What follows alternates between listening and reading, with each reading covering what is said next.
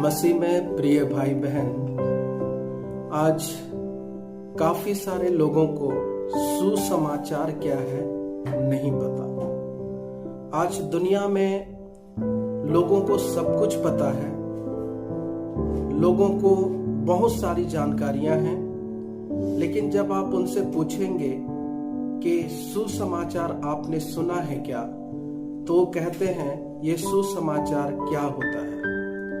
और आज इसी विषय पर हम कुछ समय चर्चा करेंगे और मैं आप सभी से ये कहना चाहता हूं कि सुसमाचार प्रभु यीशु मसीह ने हमारे लिए इसलिए दिया और ये इतना ज्यादा इम्पोर्टेंट इसलिए है क्योंकि सुसमाचार जब तक पूरे जगत में फैल नहीं जाएगा तब तक अंत नहीं होने वाला।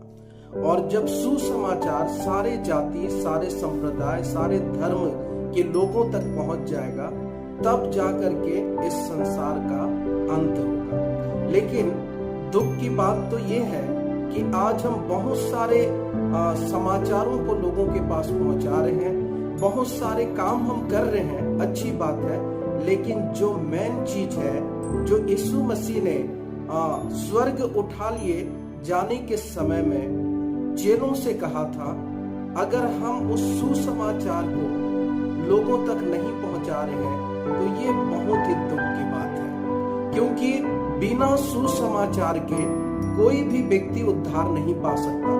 बिना सुसमाचार के कोई भी व्यक्ति स्वर्ग नहीं जा सकता।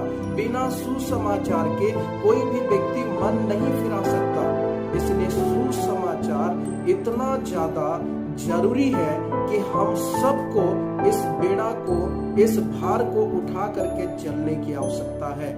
ये सुसमाचार सुनाना केवल पास्टरों का या प्रचारकों का या मिशनरियों का ही काम नहीं है, बल्कि सुसमाचार सुनाना आज हम सब भाई बहनों का कर्तव्य बनता है कि हम अपने आसपास में रहने वाले लोगों को सुसमाचार सुनाएं। हम जिस शहर में जाते हैं उस शहर में जा करके उन लोगों को सुसमाचार सुनाएं ताकि लोग सुसमाचार को जाने और प्रभु की महिमा करने पाए। मरकुस रचित सुसमाचार उसका 16 अध्याय और उसके 15 और 16 वचन को आप पढ़ेंगे तो यीशु मसीह जब स्वर्ग उठा लिए गए तो उन्होंने ये आदेश दिया, अंतिम समय में यीशु मसीह ने ये शब्द कहे कि तुम जाओ और सब जाति के लोगों को सुसमाचार सुनाओ और जो कोई विश्वास करेगा उसको बपतिस्मा दो। आज हमको सुसमाचार सुनाने की आवश्यकता है और जब सुसमाचार हम सुनाएंगे लोग प्रभु को ग्रहण करेंगे और परमेश्वर की महिमा करेंगे, क्योंकि सुसमाचार एक ऐसा साधन है मेरे और आपके पास कि उसके द्वारा मैं और आप जगत के छोर तक जा सकते हैं। आपको पता है ये सुसमाचार सुनाया कैसे जाता है?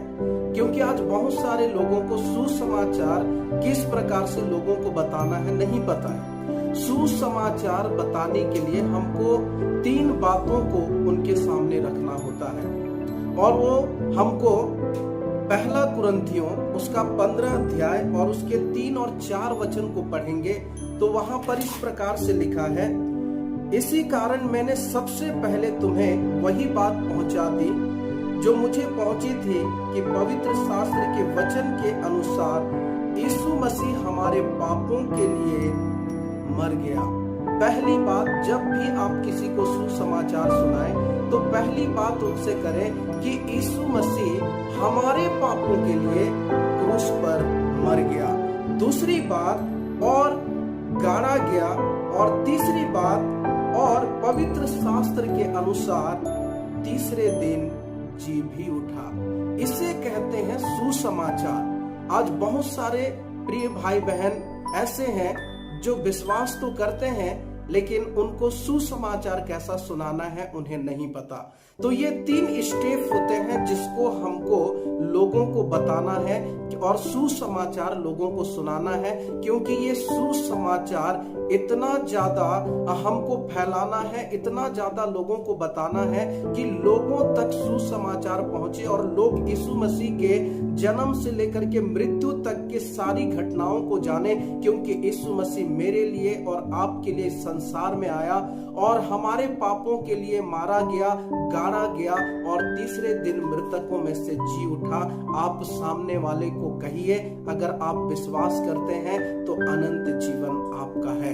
अगर आप विश्वास करते हैं तो आप बपतिस्मा लेकर के प्रभु के पीछे चल सकते हैं, क्योंकि प्रेरित पतरस जब प्रचार कर रहा था उसने इसी सुसमाचार को पेंतीकुस्त के दिन में लोगों को कहा।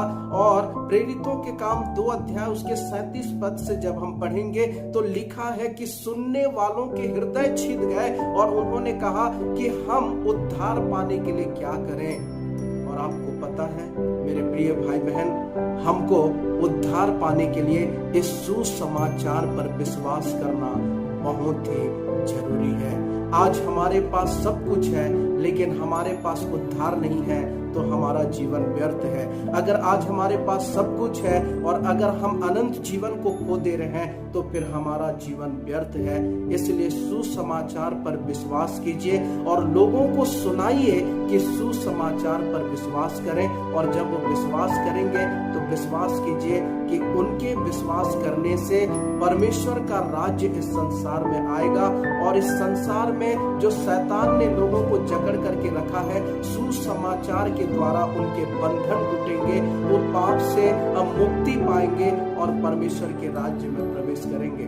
मैं उन सारे भाई बहनों को उत्साहित करना चाहता हूं जो मेहनत करते हैं, जो परिश्रम करते हैं, YouTube के माध्यम से, मीडिया के माध्यम से लोगों को सुसमाचार सुनाने के लिए।